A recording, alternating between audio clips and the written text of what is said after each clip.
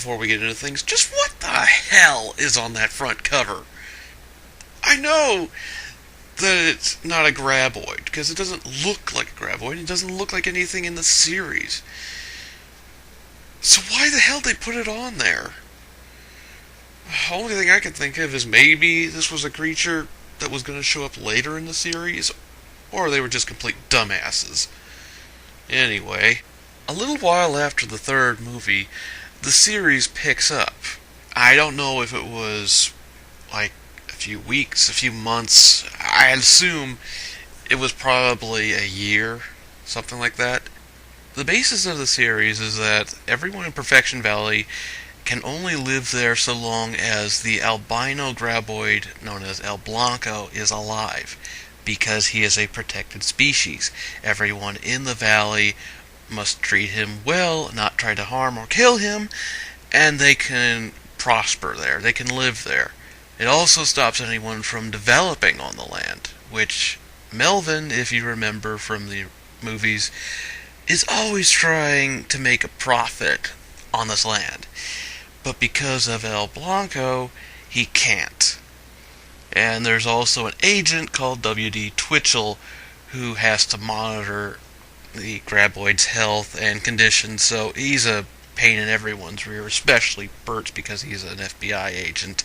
The entire series is only 13 episodes long, and it has a combination of old characters and new characters. Old characters like Nancy and Bert, and new characters like Tyler Reed, Rosalita, Twitchell, and Dr. Cletus Poffenberger? Just Cletus. The first 7 episodes were actually the best. They offered a lot of explanation as to what happened after the third movie. Like, it tells you what happened to Nancy's daughter, Mindy. It tells you what happened to the Ash Blaster. Things like that. It also introduces some new ideas, like research into the graboid species, including shriekers and other things like that. One of the things that they introduce as a completely new concept is Mixmaster. A compound that allowed us to blend DNA from different species. Called it Mixmaster.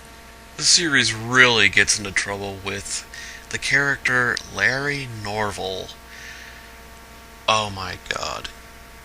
You have not suffered until you've had to deal with Larry Norval. This guy is just way too enthusiastic. He's...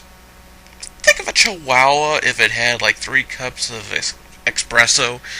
He was just really enthusiastic about everything and wants to be involved to the point he's interfering. He doesn't know how to restrain himself or have any kind of self-control.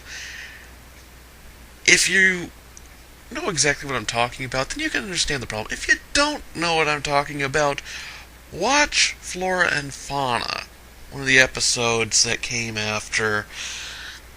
Actually, I think it was the episode right after A Little Paranoia Between Friends, and you will immediately understand why I do not like this guy.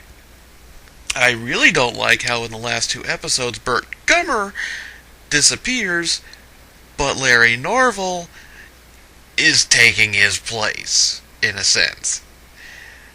All I can think is Michael Gross just saw that the series was going downhill and jumped ship, and I don't blame him for that at all.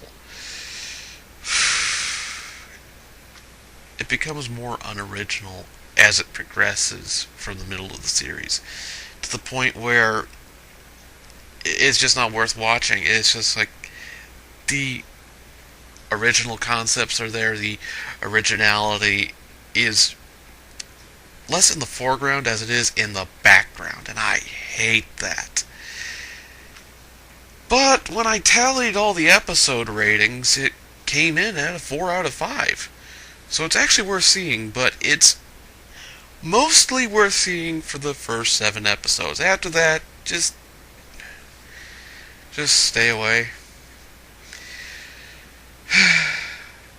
Anyway, I'm gonna look into other series to watch, like the X-Files and Friday the 13th, the series.